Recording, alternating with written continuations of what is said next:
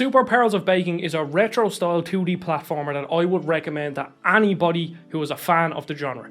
If you like Mario 3 or Super Mario World, then stick around to the end of this review because this game is for you. I'm going to break down the game, tell you what I like and dislike, and then finally answer the question, do I think it's worth your time and money? So no more farting around, let's get into the video. So this is a 2D platformer, so the story isn't too important. However, you're on the trail of your brother, he's gone evil, and you're trying to kill him basically. But the payoff at the end was actually surprisingly good. The game has a really nice message, but I won't spoil it for people who are curious about playing it. But I did really enjoy the message of it. The retro-inspired art style is really nice and it has loads of charm to it, like even just the small things like his idle animation, like how he just bounces up and down and his hair flaps. I really enjoyed the art style, and then the enemy designs on top of that are great too. It's pretty basic, so all you have is a jump, you can run, and then you have power-ups that when you're at full health you can throw a whisk. And that's all the controls in the game, but it's how they build up the levels with different mechanics that makes it really interesting and fun to play. The simplicity of the game works in its favour because it's simple yet challenging, and then as you go through the levels it ramps up the difficulty nicely, and the final few levels are great. Like the last 15 levels have so many cool mechanics that I just loved every second of them, but the only problem there is that I kind of wish that the mechanics in these levels were used more earlier on in the game. So you have your basic levels that are reminiscent of, say, Super Mario World or Mario 3, and there's lots of verticality in them to find the collectibles, which is nice. They are really simple though. Then you have 3 other types of levels, and one is a water level, and yes, they're as frustrating and as annoying as water levels in old 2D Mario games. They control well, but they're just more difficult than your average level. And then you have the ones that I really didn't like, and it's like a balloon level, so you jump, you grab onto a balloon and you fly through the level.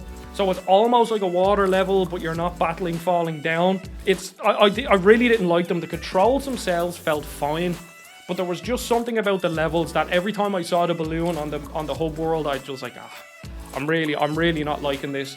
Now, them levels, there's only like maybe 1 per world, and there's 50 levels, so maybe there's like 5 or 6 of them levels, so it's not too bad, but I really didn't enjoy them levels. But I did save my favourite for last, and that is the minecart levels.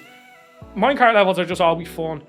They can get frustrating at times because of how fast they are, but I really enjoy the speed of these. And throughout the levels, there's 4 letters that you have to find to spell out bake. And trying to find them in the minecart levels is really fun because there's loads of different paths.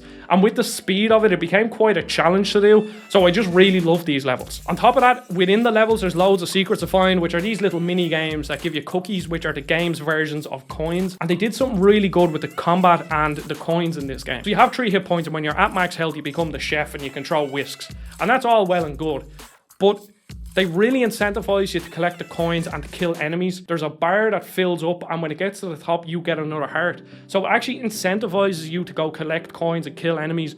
Whereas in other 2D platformers, like similar to this style, most of the time you just run past the enemies unless they are really in your way, and coins are kind of useless unless you're looking for lives. But again, most of the time you won't need that many lives in games like this.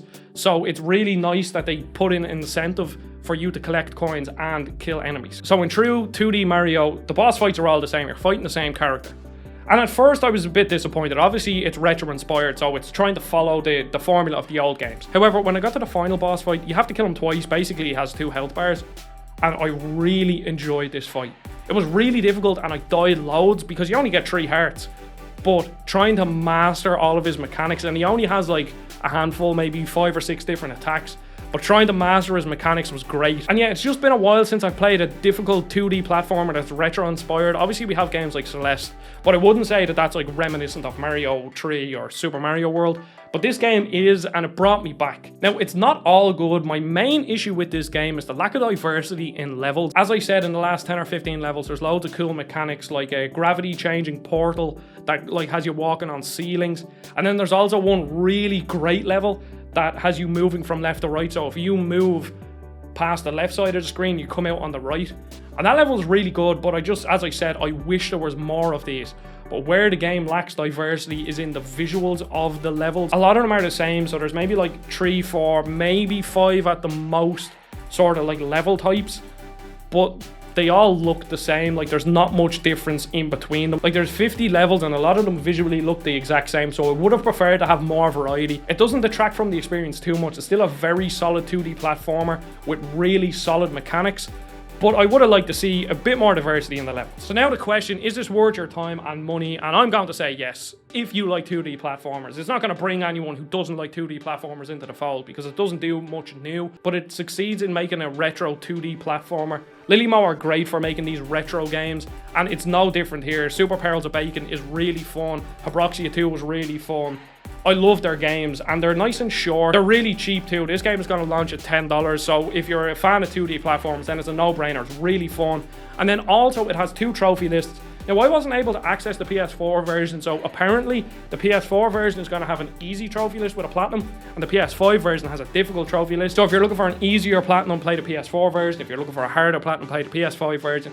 But it's great having 2 different trophy lists for the 2 versions, and the PS5 trophy list is quite difficult. It's going to take some time to platinum, but it should be a fun journey. I'm not sure if I'm going to platinum it, but there's Super Perils of Baking. I recommend it. I would love to know what you think, and if you're going to buy it. Don't forget to subscribe. Follow me on Twitter, join the Discord down below, and I'll see you all on the next video.